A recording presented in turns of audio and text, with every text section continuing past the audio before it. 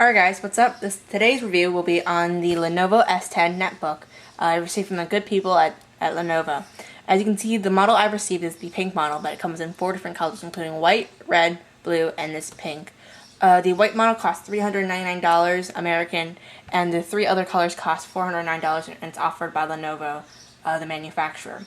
It comes with a 1.6 gigahertz Intel N270 Atom processor. So it's the standard processor inside most netbooks today. Because it's 1 GB RAM standard and 106 GB traditional spinning disk drive hard drive, which means it's not the flash memory you see in some Dells, some Asus, some Acers. Instead, you have that same hard drive that's found in Macs, basic laptops. So you have to be a little bit more careful when handling this machine. If you are a traveler, you can't chuck it around as comfortably as you would if you had the same netbook with flash memory, but it's only offered with the 106 GB drive. You trade off the ruggedness, I guess you can say, for that space. So you can store so much more files in a 106 GB drive instead of a 16 GB drive. So it depends on your needs. If you're going to just sit around and use this as a secondary computer to your primary computer, you don't have to worry about much. Just be careful like you would with any other computer. As for the screen itself, it sports a 10.2-inch matte screen or anti-glare screen.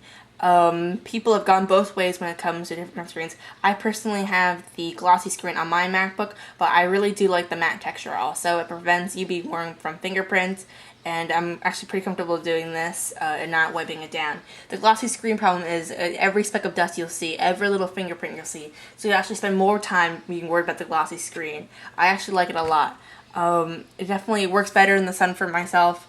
But I do like the glossiness when I'm editing videos and watching YouTube videos. It's just depending on your needs. Lenovo S10 is only offered with the anti-glare screen, but other models have the glare screen, I guess you can say, the glossy screen. 10.2 inches, I guess, is pretty comfortable for a netbook. People might complain that's a little too small for their taste, but honestly, it is a netbook. It's meant for travel, so if you can't stand a screen this big, this small, you shouldn't really be looking at netbooks, because I think if it gets anything bigger than 10 inches, 11 inches, it's a little too big to be considered a netbook. It's not portable enough. It's almost an ultra portable instead, which is a different market of laptop. So it's the perfect size. I started with the Asus 701 model at 7 inches. Pretty decent. I could work on it comfortably, but I know a lot of people could not stand that size. But I have small hands and I can see pretty relatively easily. This screen is definitely a great improvement. I can see YouTube videos at full size. When I open the browser up and I search a YouTube video, here, let me open it for you guys now.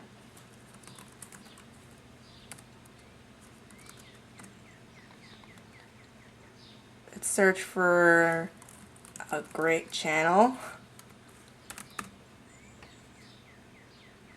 And let's see, let's open my latest video, Nintendo iBoxing. As you guys can see, when I scroll down, alright guys, quite simply, this video will be the unboxing. The video fits perfectly within the screen.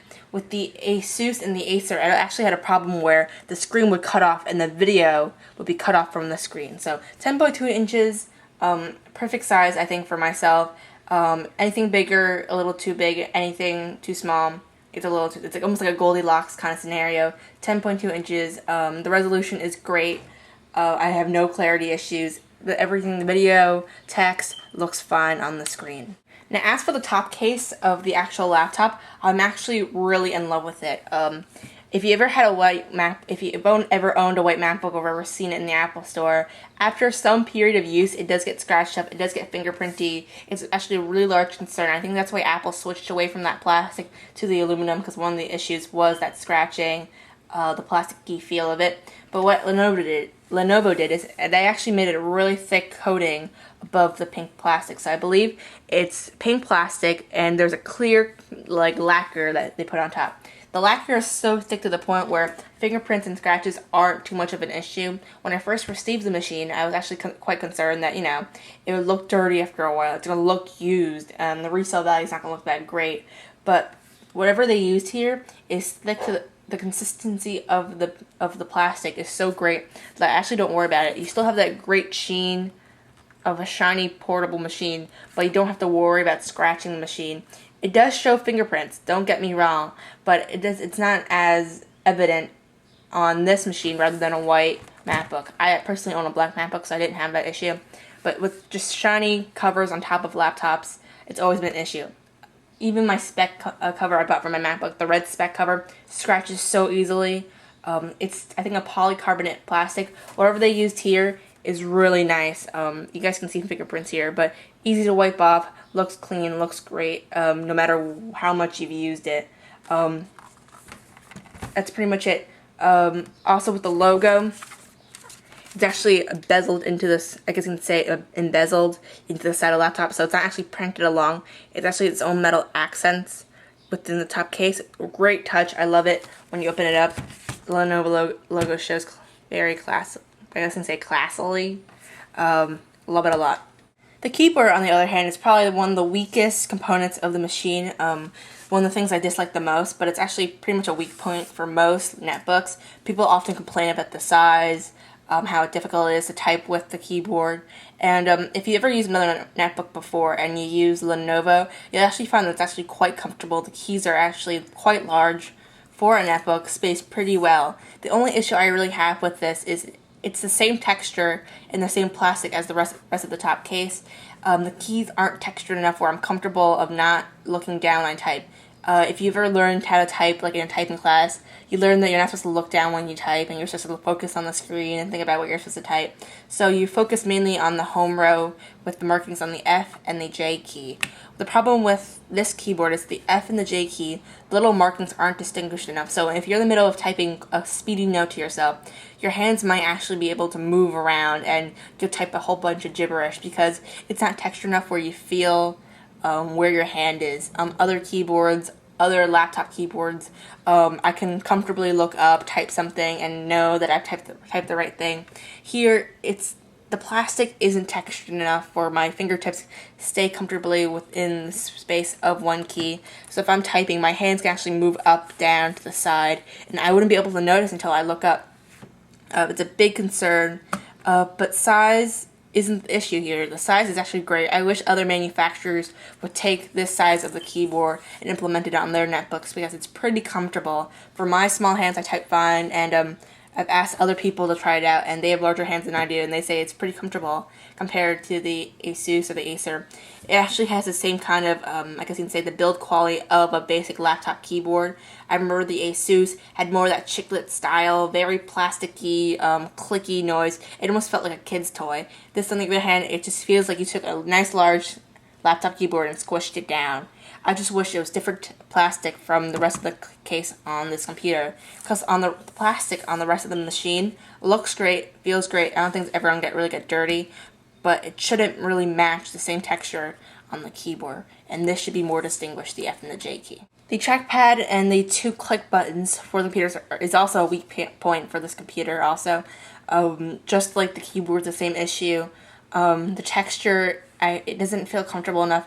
It's the same plastic on the side. I wish it was a little bit smoother, which is the opposite of how I felt about the keyboard. And also the size. Since the screen has gotten bigger compared to my Asus, it shouldn't be the same size as a 7-inch netbook. It should be bigger. And if you can see here, there's actually space to spare on the sides. I wish it was a little bit wider and a little taller. There's this whole little bit of plastic. I wish Lenovo utilized better for the size of the trackpad. It's not comfortable to surf around. My finger falls to the side of the trackpad often, and it takes a lot of swipes to use. I often just use a little bit of small wireless mouse instead because this trackpad isn't that comfortable. I wish it was larger. Also, the scrolling, I'm too used to using my MacBook as a laptop, but I wish the 2-finger scrolling was also intact because I'm not used to going to the side and using the little scroll bar here. But also, I wish the scroll bar was a different texture also, so I would know where my hand is and know this is the place where I can go up and down on a web page. Now, moving down to the 2 buttons, the left and the right click, they're a little too flush to the rest of the body of the laptop. It's a little hard to click for me. It takes a little bit too much effort. If I'm putting my one finger here, it takes another effort to click. It's a little too flush. The texture I think is fine here though, but I wish it was a little above the rest of the body of the laptop. I know when this laptop folds downwards, it's supposed to sit nicely, but I wish the button was a little above the surface, such as the MacBook is. The button's actually raised, so it's easier to click above the surface of the laptop. Also, it's yeah, it's a little hard to click. The plastic looks nice, and I also wish they were bigger too. There's space between the trackpad here also with the button. So I wish this was bigger, and I wish the trackpad was a lot bigger too. It just adds to the comfort of surfing. If you don't want to bring a mouse, and you want this as your primary workstation when you're away, it shouldn't be so difficult to go and navigate around a web page. Just to the side of the machine, you'll also see the battery sticking out. Lenovo includes a 6-cell battery with the machine, which adds a lot to the battery life. With my Asus, I've got at the best an hour and a half of battery life, but it's definitely worth it having this extra size. It probably adds a lot to the weight of the machine, but it's definitely a trade-off. There is no point of having a machine for travel if there's not enough battery to use it. So as much battery as possible without sacrificing the size. And honestly, it actually adds to the aesthetic. When you're carrying it around, there's a nice spot for your hand to be placed. It actually wobbles a little bit if you feel it, but it's nothing to be really concerned about. Just don't be holding it by the battery by itself. I suggest that you put your hand underneath the machine and grasp it if you're placing it into a bag or carrying it around. The battery life is definitely appreciated. It also adds to the aesthetics. Once again, it follows that hinge look, that circular look of the battery, so it's not too ugly because other extended batteries, they look pretty awful on the machine, but it acts as the new bottom of the laptop. There's feet on the bottom, so it won't be scratching the bottom of the battery. It just acts as a new bottom. It definitely adds weight to the machine, but it creates also a very nice viewing angle for the machine. The screen can actually, the laptop is actually at more of an angle now, so if you're watching a video, it's actually easier to put your hands on and type. It's a great addition. I'm glad Lenovo includes it into the price of the laptop. As for wireless on the actual machine, it includes wireless B and G, and it's probably one of the strongest wireless cards I've seen in just any computer, not just netbooks. I actually live on like the top floor of my house, and the router's downstairs. There's actually some marble floor in between it, so my MacBook sometimes actually struggles to keep the internet connection. I've never had an issue with actually this computer. It has some of the strongest I've seen. My MacBook struggles to keep it fast. It's pretty slow, but on this laptop, whenever I'm surfing, even when I'm in my bed surfing YouTube, my MacBook can't make the wireless signal, but this can, surprisingly. So if I go to YouTube right now, pretty speedy. It gets the job done. I'm really impressed by the wireless card inside this laptop. Other netbooks aren't known for having the best components because, you know, it's a little cheaper. It has to be cheap because to be considered a netbook. The card here is made great. I'm very impressed by it. As for the sound also, the speakers, I believe, are on the top here or the bottom here. I'm not completely sure. But the sound, it gets pretty loud. The only concern I have is it sounds kind of plasticky and cheap. The whole body is plastic. It does get louder than the MacBook when it's not plugged into my speakers, but it sounds a little too tinny, like there's not enough bass. So if I go and search for one of my excellent videos again, and click on it, open this up. Alright guys, quite simply this video will be the unboxing of my Nintendo DSi. This is the max volume, which is actually pretty comparable to the MacBook, pretty comparable to the Acer. The Asus was even quieter than this. So if the speakers aren't really meant for you, you know, to do a giant presentation in front of a room. But if you do want to share a YouTube video with a buddy or listen to some music with some friends, they'll be able to hear it pretty reasonable.